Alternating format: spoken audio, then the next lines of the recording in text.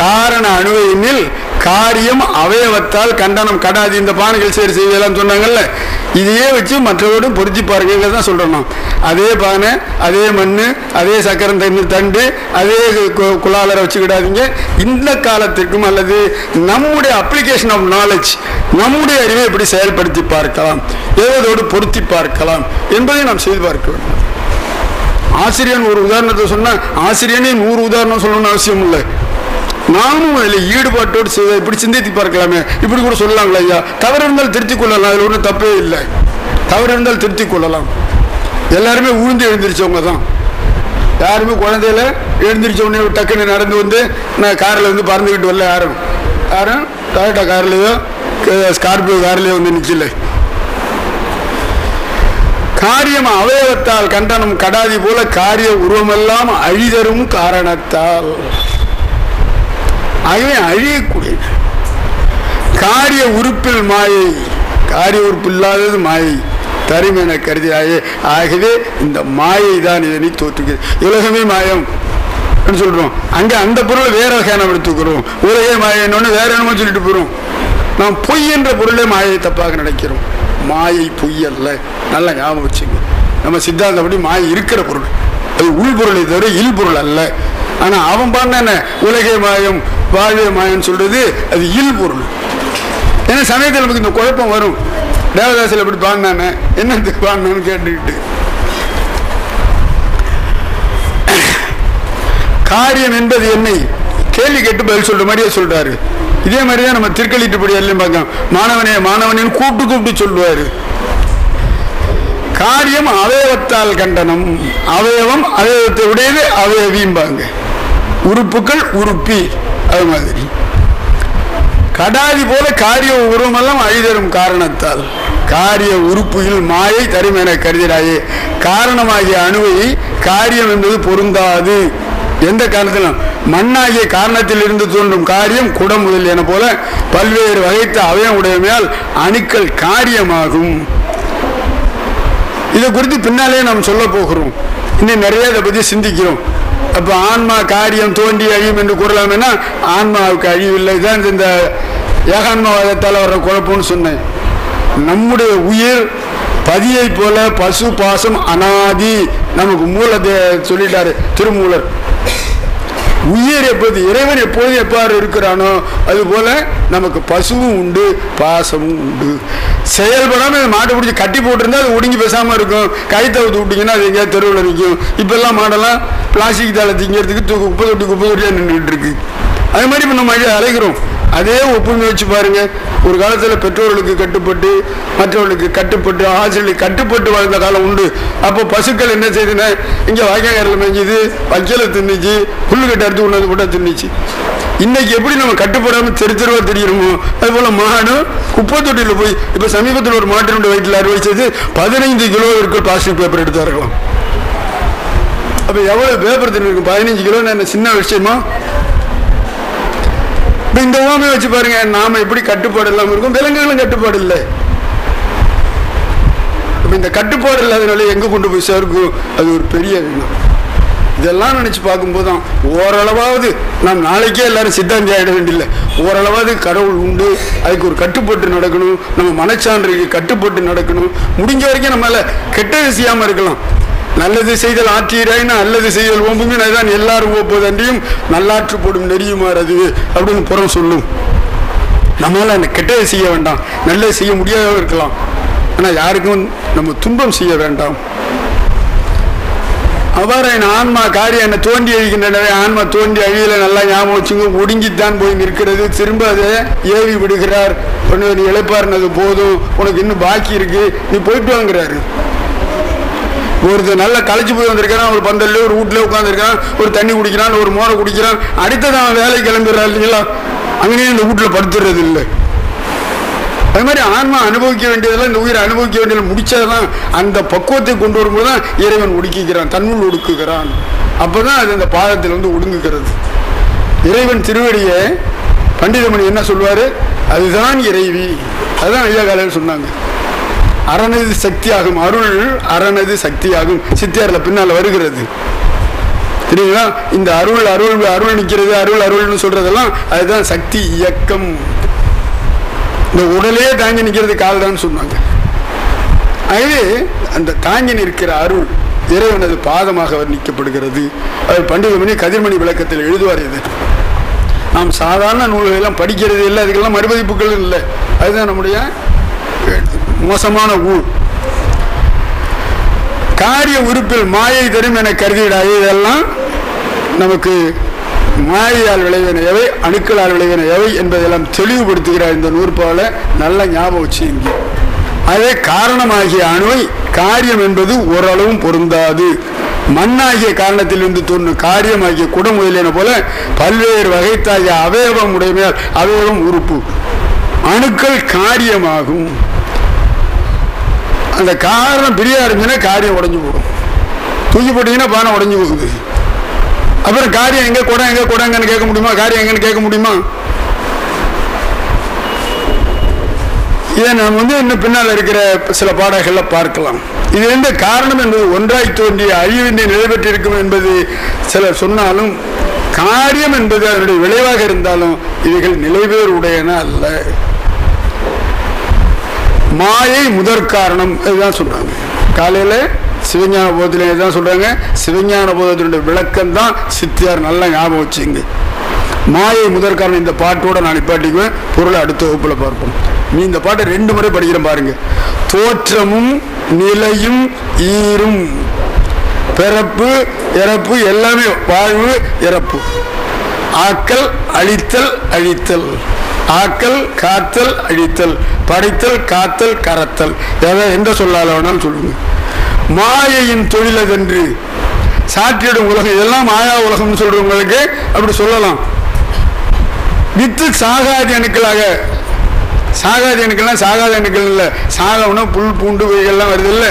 சாகபட்சினி மாமிசபட்சினின்னு எல்லாம் சொல்லுவான். சாகபட்சினா வெஜிடேரியன், மாமிசபட்சினா நான் வெஜிடேரியன்.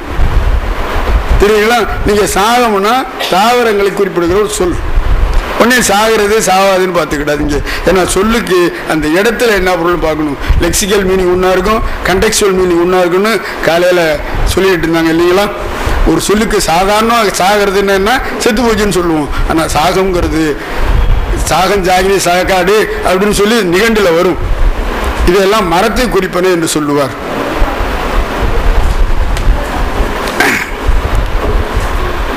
மாயையின் தொழில் அது என்றே சாற்றிடும் உலகம். வித்து சாதாரி அணுக்களாக ஏற்றதில் ஈண்டு நிற்க எப்பொழுது இருக்கணும். இல்லதேல் இயல்வதென்றாம் மாற்றம் நீ மறந்தாய். இத்தால், இத்தால்னா இதால், அத்தால்னா அதால், அத்தைனா அதை, இத்தைனா இதை, கண்டத்தைனா கண்டதை. தெரியுதுங்களா? அங்கெல்லாம் ஒற்று விரிந்து நிற்கிறது. செய்யுள் நோக்கி விரித்தல் விகாரம் அவை. மாற்றம் நீ மறந்தாய், இத்தால் மாயையை மதித்திடாயே. மீண்டும் இதை சொல்றேன், பாட்டை மட்டும் அதை கேட்டுங்க. மணி 2. தோற்றமும் நிலையும் ஈரும் மாயையின் தொழிலதென்று சாற்றிடும் உலகம் வித்து சாகாதி. வித்திலிருந்து வருகிற தாவரங்கள், தாவர சங்கமம் என்னும் தன்மையை யாவையும் இறங்கிட கங்கை எழுதினான் கம்பன் சொல்லுவான். தாவரம் என்பது என்ன? ஒரு இடத்துலேருந்து ஒரு இடத்துக்கு பெயர முடியாத பொருட்களா இருக்குல்ல. மரஞ்செடி கூடலாம் ஒரு 2 இடத்துல இன்னொரு இடத்துக்கு போகாது. சங்கமங்கிறது என்ன? மூவ்மெண்ட்ஸ். இது இம்மூவபிள், அது மூவபிள். பழைய காலத்தில் பத்திரை எழுதும்போது சொல்லுவாங்க தாவர சங்கம பொருள்கள் உட்பட. கல்வெட்டில் சொல்லுவான் கீ நோக்கிய கிணறும் மே நோக்கிய மரமும் உட்படன்னு எழுதுவான். அப்போ விற்கிறவன் எவ்வளோலாம் ஏமாத்திருக்கிறான்னு பாருங்க. தோட்டத்தை வித்துட்டு கிணறு என்னோட போல இருக்கு. சரியான ஆள் வேணுமா? அதனால அவன் பத்திரம் எழுதும்போது கீ நோக்கிய கிணறும் மே நோக்கிய மரம் உள்பட நான் விற்றேன். இதெல்லாம் பிரச்சனை வந்ததுனாலதான் இந்த மாதிரி எழுதுகிறார்கள். அதனாலதான் தாவர சங்கம் எல்லாம் உட்பட. அதான் சில பேர் என்ன செய்வாங்க, தோட்டத்தை வித்துருவாங்க. வித்து அவன்கிட்ட கைமாறின பிறகு இல்லைங்க நான் அந்த 2 மரத்தை வெட்டிக்கிறேன், அது 2 வேலைக்கு ஆகிற மரங்க, வாங்கினவன் கொடுப்பானா? அதுக்காக இந்த மாதிரி எழுத வேண்டிய ஒரு நெசசிட்டி அரைசஸ் என்று சொல்லி நான் பின்னாலே தொடருவோம் என வாய்ப்புக்கு நன்றி பாராட்டி விடுகிறேன். நன்றி வணக்கம். 5 தொழில்களை செய்கிற பொழுது இறைவன் உயிர்களோடு எந்த நிலையில் இருக்கிறான்? இதுதான் கேள்வி. அவன் உயிர்களோடு ஒன்றாய் வேறாய் உடனாயிருக்கிறான். இதுதான் பதில்.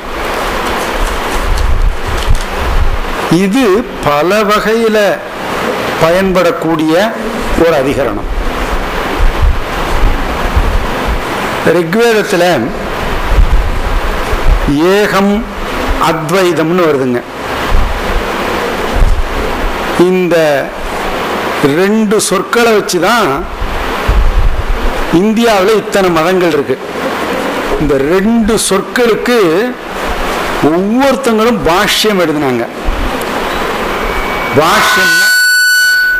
பாஷ்யம்னா உரை அப்படின்னு பொருள். அதுல சங்கரருடைய பாஷ்யம் ஏகம் அத்வைதம்னா உயிர் வேறு இறைவன் வேறல்ல, இரண்டும் ஒன்றுதான் அப்படின்னு அவர் சொல்றார். எதை வச்சு சொல்றார் அப்படின்னு கேட்டீங்கன்னா, இது போர்டு அங்க இருக்கு,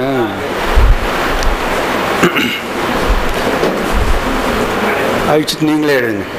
சட்டாம்புள்ள இவர் நம்ம பள்ளிக்கூடத்துக்கு. அந்தாண்ட துவைதம் அதை இங்கிலீஷ்ல எழுத வேண்டாம், இருக்கட்டும். NA போடுங்க. நோன்னு அர்த்தம், வேற ஒன்றும் இல்லை. சான்ஸ்கிரிட்ல நஹிங்கிறமில்ல, அதான் இங்கிலீஷ்ல நோ. இப்போ இவர் எப்படி அர்த்தம் பண்ணிட்டாருன்னா, நோ துவைதம். நோ துவைதம்னா 2 அல்ல 1, 2 அல்ல 1. உயிரும் இறைவனும் 2 அல்ல. நோ துவைதம், நோ 2 பட் 1 அப்படிங்கிறது அவருடைய உரை. ஒன்றுதான் அப்படிங்கிறது அவருடைய உரை. வந்துருங்க நீங்க. இந்த புணர்ச்சியில என்ன பண்ணுவோம், சான்ஸ்கிரிட்ல இந்த முதல்ல இருக்கிற ந இருக்கு பாருங்க, NAன்னு அதுக்காக தான் போட சொன்ன. தமிழில் போட்டோம்னா இன்னு பிளஸ் அ.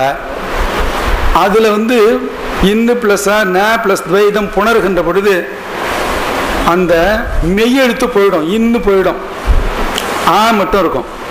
அந்தாண்ட துவைதம்னு இருக்கா, அத்வைதம். இப்ப கூட்டுங்க, அத்வைதம். அதனால அவருடைய கொள்கைக்கு பேரு அத்வைதம். புரியுதுங்களா? புரிஞ்சா அந்தாண்ட போறேன், இல்லாட்டி நான் போகவே இல்லை, நானே போர்டுக்கு போயிடுறேன். இன் பிளஸ் அ, அதான் அதுல புணர்ச்சியின் பொழுது சான்ஸ்கிரிட்ல இன்னு போயிடும், ஆ மட்டும் நிற்கும், அத்வைதம். அப்ப அத்வைதம்ங்கிறதுக்கு அவர் என்ன பொருள் பண்ணார்னா, உயிர் வேறு இறைவன் வேறல்ல, இரண்டும் ஒன்றுதான், ஒரு பொருள் தான் அப்படின்னு முடிவு பண்ணிட்டாரு. மேஜிஸ்ட்ரேட் உயிர், திருடன் உயிர், திருட்டு கொடுத்தவன் உயிர், எல்லாமே ஒன்று. திருட்டு கொடுத்தவன் வருத்தப்படுவான் இல்லைங்களா, திருட மகிழ்ச்சி அடைவான். மேஜிஸ்ட்ரேட் என்ன பண்றதுன்னு தெரியாம சாட்சிகளை வச்சு ஒரு முடிவுக்கு வருவார். சாட்சி உயிரும் அதுதான். இது என்ன சார் இது? இறைவன் எப்படிப்பட்டவன், ஏதாவது இன்ப துன்பங்களுக்கு அப்பாற்பட்டவன், எந்த விதமான குற்றம் குறைகளும் அற்றவன். அவன் தான் இங்கே இருக்கிறான் கொஞ்சம், அங்கே இருக்கிறான் கொஞ்சம், எல்லாருமா இருக்கிறான் அப்படின்னு சொன்னா அது நமக்கு புரியவே இல்லை. ஆகையினால அவர் அத்வைதத்துக்கு சொன்ன அந்த அர்த்தத்தை நாம கேவலாத்வைதம் அப்படின்னு நாம எப்படி முடிவு பண்ணணும்னு கேட்டீங்கன்னா, இந்த நங்கிறது இப்ப நல்லா கவனிச்சுக்கணும். இது நங்கிறது எதிர்மறை பொருளில் மாத்திரம் வராது அப்படின்னு யார் சொன்னாங்க? வணக்கத்திற்குரிய மாதவ சிவஞான முனிவர் சொன்னார். அதாவது அது 3 பொருள்ல வரும். என்ன 3 பொருள்ல அப்படின்னு கேட்டீங்கன்னா, நெகட்டிவாகவும் வரும், நோட் 2 நெகட்டிவாகவும் வரும். இப்போ அதே சான்ஸ்கிரிட்ல இருந்து சொல்றேன். நீதி, அதுக்கு முன்னாடி சேர்த்தீங்கன்னா அநீதி. இப்ப எதிர்மறை பொருள்ல என் பேரு அகர முதல்வன் அப்படின்னு இங்க போட்டிருக்கோம் புஸ்தகத்துல, அப்புறம் சொற்பொழிவெல்லாம் போடுவாங்க. என்னுடைய உண்மையான பெயர் அகோரம். அகோரம் சைவர்களுக்கு தெரியும். அகோரம்னா சிவபெருமானுடைய 5 முகங்களில் ஒன்று. திருவெண்காட்டில் அந்த 5 முகங்களில் ஒன்று பிரதான மூர்த்தியா ஒரு 9 அடிக்கு இருக்கு. ஈசானம் தத்புருஷம் அகோரம் வாமதேவம் சத்யோஜாதம். இதுல அகோர முகம் தெற்கு நோக்கியது, கருநிறமுடையது, அதுதான் அடித்தல் தொழிலை செய்யக்கூடியது. இப்ப இந்த அகோரம் அப்படின்னா முன்னாடி ஆனாதான் இருக்கு. அநீதிங்கிறப்போ எதிர்மறை பொருளை தந்தது. இப்ப அகோரம்னா அழகானவன் தான் அர்த்தம். நான் அழகு இல்லை, அது வேற விஷயம், அப்புறம் வச்சுக்குவோம் அத. ஆனா அப்படி இல்லை. அகோரம்னா அதிகோரம்னு அர்த்தம். அதிவேகம்ங்கிறீங்களா, அது போல அகோரமூர்த்திக்கு முன்னாடி எங்க ஊர்ல அந்த காலத்துல கன்சீவா இருக்கிற பொம்பளை எல்லாம் போக மாட்டாங்க, அவ்வளவு பயங்கரமா இருக்கும். அதிவேகம் சொல்லியா. எனவே ஆ என்பது எதிர்மறை பொருளுக்காகவும் சேர்க்கப்பெறும் இல்லைங்களா. இப்போ பிளஸ் நீதி அநீதி எதிர்மறை பொருள், ஆ பிளஸ் கோரம் அதிகப்படுத்துவதற்காகவும் சேர்க்கப்பெறும் அகோரம். புரியுதுங்களா? அதான் அவர் எழுதுறார், சிவஞான முனிவர் எழுதுறதான் நான் சொல்றேன். நீ இதெல்லாம் படிங்க, படிச்சு முடிச்சதுக்கப்புறம் வீட்டில் இருக்கிறப்போ சிவஞான முனிவருடைய சிற்றுரை படிங்க. முதல்ல அண்ணாமினிஸ்ட்ரியில் வெளியிட்டாங்க, ஐயா வெள்ளவாரன் ஐயா தான் பதிப்பிச்சாங்க. அப்புறம் பேருரை படிங்க, அப்பதான் புரியும். சிற்றுரை பேருரை, பேருரை நீங்க படிச்சிட்டீங்கன்னா யாரும் உங்களை பேசி ஜெயிக்கவே முடியாது. ஏன்னா அத்தனை மதங்களுக்குரிய மறுப்பும் அதுல இருக்கு. அதைத்தான் நம்முடைய சகலாகம பண்டிதர் ரெண்டா பிரிச்சு எழுதினார். பரபக்கம் சுபக்கம்னு ரெண்டா பிரிச்சு எழுதினார். ஆகையினால அதையும் படிச்சுட்டு பரபக்கம் சுபக்கத்தை படிச்சுட்டீங்கன்னா தெளிவாயிடுவீங்க. இப்போ ஆ என்கிற எழுத்து எதிர்மறை பொருளை தருவதற்காகவும் சேர்க்கப்பெறும். உதாரணம் அநீதி, மிகுதி பொருளிலும் சேர்க்கப்பெறும். உதாரணம் அகோரம். அதே போல இன்னொரு பொருளிலும் சேர்க்கப்பெறும். அது என்னன்னா, ஒருத்தன் பிராமணர் வீட்டில் பிறந்திருப்பான், ஆனா எல்லா தப்பும் பண்ணுவான். அப்ப அவனை என்ன சொல்லுவாங்கன்னா அப்ராமணன் சொல்லுவாங்க. அப்ராமணன் அவன் தான், அதெல்லாம் இருக்கும், ஆனா குணம் மாத்திரம் மாறுபடும். அப்போ அதற்கும் ஆனாவை சேர்ப்பது உண்டு, அப்ராமணன். எனவே இன்மை பொருள் அண்மை பொருள் இவற்றையெல்லாம் அகரம் சேர்க்கப்பெறும். அகரம் சேர்க்கப்பெறும். அவர் என்ன பண்ணிட்டார் அப்படின்னா, அவர் எதிர்மறை பொருள் இரண்டில்லை அப்படின்னா ஒன்றுதான் முடிவு பண்ணிட்டாரு. அதை இவர் எப்படி மறுக்கிறார்னு கேட்டா, ஏகம்னு முதல்ல சொல்லிட்டாரு. அப்புறம் ஏகம் அத்வைதம்னு ஏன் சொல்லணும்? ஏகம்னாலே ஒண்ணு தானே. ஏகம் அத்வைதம் அப்படின்னா என்ன அர்த்தம்னு சிவஞான முனிவர் முடிவுக்கு வந்தாருன்னா, உயிர்கள் பல, உயிர்கள் சித்தாந்தம் தான், உயிர்கள் பல, இறைவன் ஒருவன், இருவரும் ஒரு நிலையில் ஒன்றாயிருப்பர். ஒன்றாயிருப்பர்னா இப்ப கணவனும் மனைவியும் அவங்க ஒன்னா இருக்கிறாங்க அப்படின்னா ரெண்டு உடம்பும் ஒன்னா போயிட்டு ரெண்டு உயிரும் வெவ்வேறு இல்லை, ஒரே உயிர்னு அர்த்தம் இல்லைங்களே. ரொம்ப ஒற்றுமையா இருக்கிறாங்க. நீங்களே பார்க்கலாங்க, ஒரு 40-50 வருஷம் நம்ம கணவன் மனைவியா வாழ்ந்துட்டாங்கன்னா இவன் நினைப்பான், அந்த அம்மா சொல்லும், அது நானும் அதான் நினைச்சம்மா இவன், அப்படி ஒரு போகா சிந்திக்க ஆரம்பிச்சிருவாங்க. இன்னும் சொல்ல போனா ரெண்டு பேருடைய முகமும் கூட அண்ணன் தங்க முகம் மாதிரி மாறிடும். அதை நான் அனுபவத்தில் பார்த்துருக்கிறேன். ஒன்னாவே வாழ்ந்து அந்த அம்மா முகத்தில் இவன் முழிக்க, அந்த அம்மா இவர் முகத்தில் முழிக்க, ஒரு அண்ணன் தம்பி மாதிரி ஆயிடுவாங்க வயசான காலத்தில். அப்போ மனசு ஒன்று, மனத்தினால் ஒன்றுபட்டவர்கள், விருப்பங்களால் ஒன்றுபட்டவர்கள், ஏன் செயல்களால் கூட ஒன்றுபட்டவர்கள், ஆனால் உயிர் வேற. அதே போலத்தான் இங்க கடவுள் வேற, மனுஷன் வேற. ஆனா ரெண்டு பேரும் ரொம்ப நெருக்கமாக இருக்கிறார்கள். அந்த பொருள்ல தான் அத்வைதம்னு சொன்னாரே தவிர ரெண்டல்ல ஒன்றுன்னு சொல்லல. ரெண்டு பொருள் இல்ல, ஒரே பொருள் தான் நீங்க எடுத்துக்கிட்டது தப்புயா அப்படின்னு மறுத்திருக்கிறார். சரிங்களா? இதோட விட போறதில்ல, அடுத்த வகுப்புல இன்னும் கொஞ்சம் சொல்லுவேன். ஒண்ணு. ரெண்டாவது என்னன்னு கேட்டீங்கன்னா, இந்த விசிஷ்டாத்வைதம்னு ஒண்ணு உண்டு, அதுதான் வைஷ்ணவம். அது முப்பொருள் உண்மையை ஒத்துக்குது, ஆனா கொஞ்சம் உல்டா பண்ணுது. அதாவது சைவ சித்தாந்தத்தையே கொஞ்சம் உல்டா பண்ணது தான் விசிஷ்டாத்வைதம். அவர் கொஞ்சம் புரட்சிகரமா நடந்துக்கிட்டாரு, அதனால அவருக்கு ஒரு சமூகத்தில் நல்ல மதிப்பு இருந்தது. அப்புறம் என்ன பண்ணாருங்க, அவர் சைவர்கள்லாம் பிடிச்சி நாமம் போட ஆரம்பிச்சிட்டாரு, ராமானுஜர். அதனால தான் போட்டான்டா ராமம் அப்படிங்கிற பழமொழியை உருவாயிடுச்சு. சைவர்களுக்கெல்லாம் நாமம் போட ஆரம்பிச்சாருன்னா என்ன, சைவர்களே மதமாற்றம் பண்ண ஆரம்பிச்சார். அதனால நாட்டில் குழப்பம் வந்தது, அதனால மன்னனுக்கு அவருக்கும் தகராறு வந்தது. அதனால விசிஷ்டாத்வைதம். இன்னொன்று இருக்குது, இந்த 3 விரலை காட்டுறது, இந்த மாத்துவருடைய கொள்கை. அதுவும் முப்பொருள் உண்மையை ஏற்றுக்கொள்கிறது. எனவே முப்பொருள் உண்மையை ஏற்றுக்கொள்ளாத ஒன்று சங்கருடைய அத்வைதம் தான்.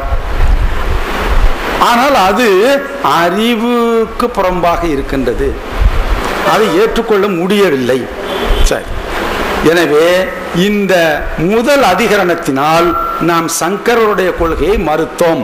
முதல்ல சுபக்கம் பேசணும், இப்ப பரபக்கம் சொல்லியாச்சு. இப்ப 2ஆம் அதிகரணத்துக்கு நாம வர்றோம். 2ஆம் அதிகரணத்துல என்ன சொல்றாங்கன்னு கேட்டா, இந்த 5 தொழில்களை செய்கின்றான் அல்லவா, அத அவன் தான் இஷ்டத்துக்கு செய்யறானா? இறைவன் 5 தொழில்களை, படைப்பை தன் இஷ்டத்திற்கு செய்கிறானா? தன் இஷ்டத்திற்கு அவன் செய்தால் ஏன் இவ்வளவு வேறுபாடுகள் இருக்க வேண்டும்? பல வேறுபாடுகள் இருக்கிற காரணத்தினாலேயே அவன் படைப்பை தன் இஷ்டத்திற்கு செய்யவில்லை, வேறு ஏதோ ஒன்று காரணமாக இருக்கிறது. அது எது என்று கேட்டால் அதுதான் வினை. வினை, அவரவர்கள் செய்த வினைக்கு ஏற்ப அவரவர்கள் படைக்கப் பெறுகின்றார்கள். இதுதான் வினை கொள்கை. இன்னைக்கு அதை மாத்திரம் தான் பேச போறேன். இந்த கான்செப்ட் ஆஃப் கர்மா இது ஹிந்துயிசம் அப்படிங்கிறது ஒரு அருமையான டாபிக். அத இந்திய மதங்கள் அனைத்துமே, ஏன் உலக மதங்கள் அனைத்துமே கர்மா, தியரி ஆஃப் கர்மாவை, வினை கொள்கையை ஏற்றுக்கொள்ளுகின்றன. உலகாயதம் மாத்திரம்தான் ஏற்றுக்கொள்ளவில்லை. உலகாயதர் பிறப்பு இல்லை, வினை இல்லை, கடவுள் இல்லை, அப்புறம் இந்த ஈத்தர் வெளி இல்லை என்று சொல்லக்கூடியவர்கள். அவங்களுக்கு எல்லாமே இல்லைதான். அதான் அதனாலதான் திருவள்ளுவர் ரொம்ப கோவப்படுறார். உலகம் உண்டு சொல்றத இல்லைன்னு சொல்றவன அழகையாய் வைக்கப்படும். அதான் சரி. இப்போ நம்ம விஷயத்துக்கு வந்துடும். ஆக இந்த 5 தொழில்களை செய்வதற்கு வேறொன்று அடிப்படையாக அமைகின்றது. அந்த ஒன்றுதான் வினை.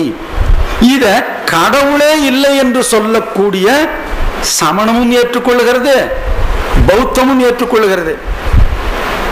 அவர்கள் உயிர் உண்டு, பிறப்பு உண்டு என்று சொல்லக்கூடியவர்கள். எனவே வினை கொள்கையையும் சமணர்களும் பௌத்தர்களும் ஏற்றுக்கொள்கிறார்கள்.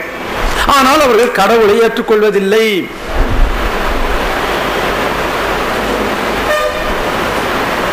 வினைகள் தான் பிறப்பிற்கும் பிறப்பிலே உள்ள வேறுபாடுகளுக்கும் காரணமாகிறது. அந்த வினையானது செய்த வினை செய்தவனை தாமே சென்றடையும். இதுதான் சமண பௌத்தர்கள் கொள்கை. செய்த வினை செய்தவனை தானே சென்றடையும். அதுக்கு அவங்க 2 உதாரணம் சொல்றாங்க. அது என்ன உதாரணம்னா, ஒரு பெரிய பனைமரம் நிற்கிறது. காலையில பார்த்தா அதனுடைய நிழல் நீண்டு கிடக்கிறது, மதியம் பார்த்தா அந்த நிழல் அவனுடைய காலுக்கு வந்து விடுகிறது. இப்போ பனைமரம் என்பது வினை அல்லது அந்த வினை செய்தவன், அந்த வினை பயன் என்பது நிழல். மதியம் 12 மணிக்கு வினை செய்தவனை அந்த வினை பயன் வந்து அடைந்து விடுகிறது. பனைமரத்தை பனை நிழல் வந்து அடைவது போல வினை பயனானது வினை செய்தவனை வந்து அடைந்து விடுகிறது. Therefore there is no need for a God. அதான் உங்களுடைய கொள்கை. கடவுளுங்கிறது தேவையில்லை, அப்படி ஒரு தேர்ட் ஃபோர்ஸ் தேவையில்லைங்கிறாங்க. இப்போ இங்க ஒரு தேர்ட் ஃபோர்ஸ் இருக்கிறதுனால தான் நிழல் குறுகுகிறது.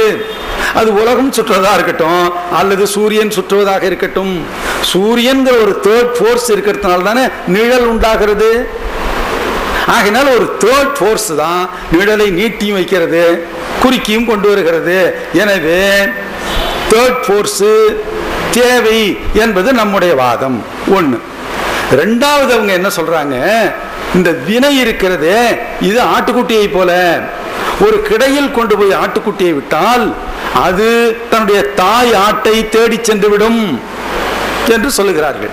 அதற்கு நாம் என்ன மறுப்பு சொல்லுகிறோம், இந்த குட்டி இருக்கிறது இதற்கு அறிவு உண்டு, அது ஐந்தறிவாக இருக்கலாம், தாயோடு பழகிய காரணத்தினால் அது அந்த வாசனையை கொண்டோ பழக்க வாசனை சொல்றோம்ல அதை கொண்டு தன் தாயை தேடி சென்று அடைகிறது. ஆனால் நாம் செய்த வினைப்பயன் என்பது அகிரிணை, அது வினைப்பயன் என்பது நம்மை சாராது. அதே போல செய்தவனே நான் கொலை பண்ணிட்டேன் என்னை தூக்கில போடுங்க என்று தானாகவும் வரமாட்டான். எனவே வினைப்பயனை கொண்டு கூட்டுவான் ஒருவன் தேவை. இந்த வார்த்தை ரொம்ப முக்கியம். கொண்டு கூட்டுவான் ஒருவன் தேவை. அந்த கொண்டு கூட்டுவான் தான் கடவுள் என்பது சைவ சித்தாந்த கொள்கை.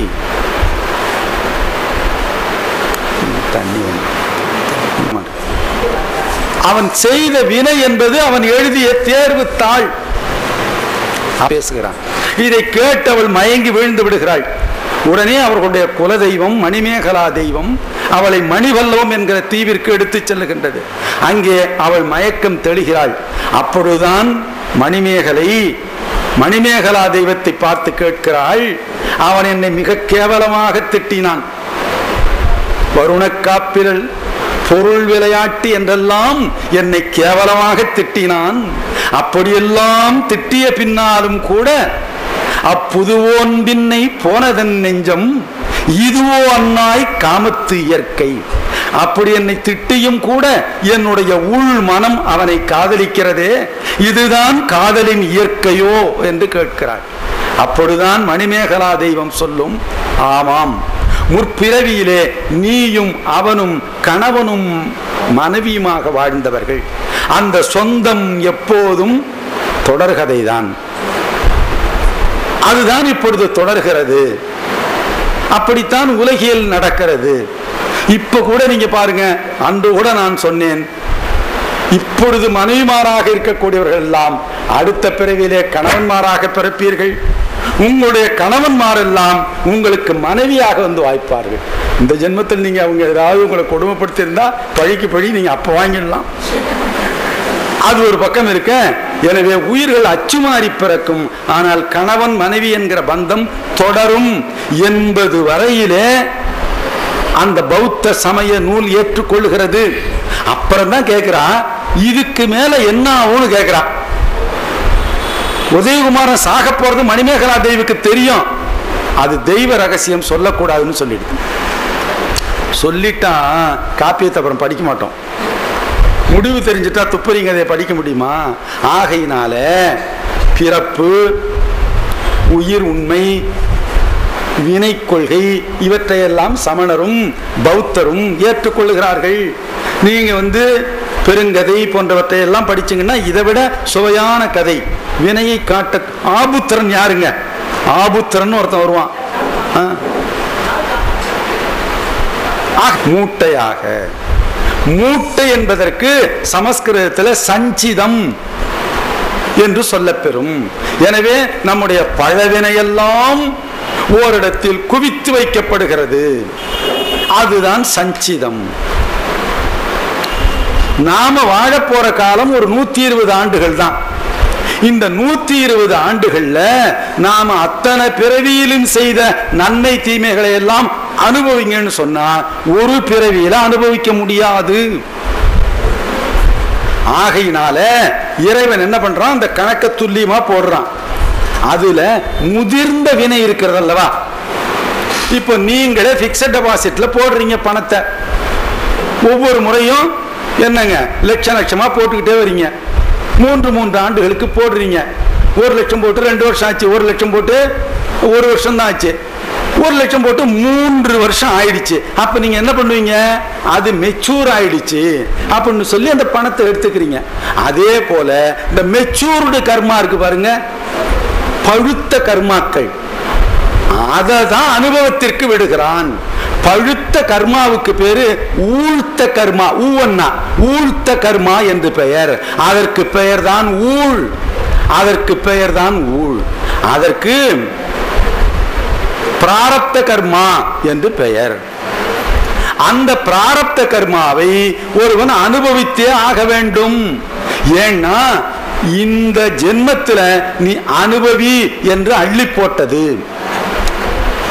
இன்னொன்னு ஹோல் அப்படியே இருக்கு மூட்டையா. அந்த மூட்டையில முதிர்ந்து போனவற்றை எடுத்து இந்த ஜென்மத்தில் அனுபவித்திற்கு விடுகிறான். அது சஞ்சிதம், இது பிராரப்தம். இந்த பிராரப்த கர்மாவை அனுபவித்துக் கொண்டிருக்கிற பொழுதே நாம் என்ன செய்கின்றோம்? சில வினைகளை செய்கின்றோம். அந்த வினைகள் எதிர்வினை என சொல்லப்படுகிறது. அதனை ஆகாமிய கர்மா என்று சொல்வார்கள். ஆகாமிய கர்மா என்று சொல்வார்கள். இதுல இந்த ஏற்கனவே மூட்டையா இருக்கு பாருங்க சஞ்சித கர்மா, அதை நாம ஒவ்வொரு பிறவியிலும் அனுபவித்துதான் ஆக வேண்டும். நம்ம அனுபவத்திற்கு வந்த ஊழ்வினை அல்லது பிராரப்த கர்மாவையும் அனுபவித்துதான் ஆக வேண்டும். இவற்றை அனுபவித்துக் கொண்டிருக்கிற பொழுது நாம் செய்யக்கூடிய கர்மாவை நம் கையில் கொடுத்திருக்கிறான். இப்போ ஒருத்தன் ஊழ்வினைப்படி ஓங்கி நம்ம அடிச்சான்னு வச்சுங்க, நாம் முன் ஜென்மத்தில் அவனை அடிச்சிருக்கோம், அதனால இப்ப திருப்பி அடிச்சுட்டான். பேசாம போனோம்னா அதோட அது முடிஞ்சுது. நாம அவனை திருப்பி அடிக்க, அவன் அடிக்க, இப்ப என்ன ஆகுது? புதிய கர்மா ஒன்று கொலை வரலையும் கொண்டாந்து விட்டுடுது.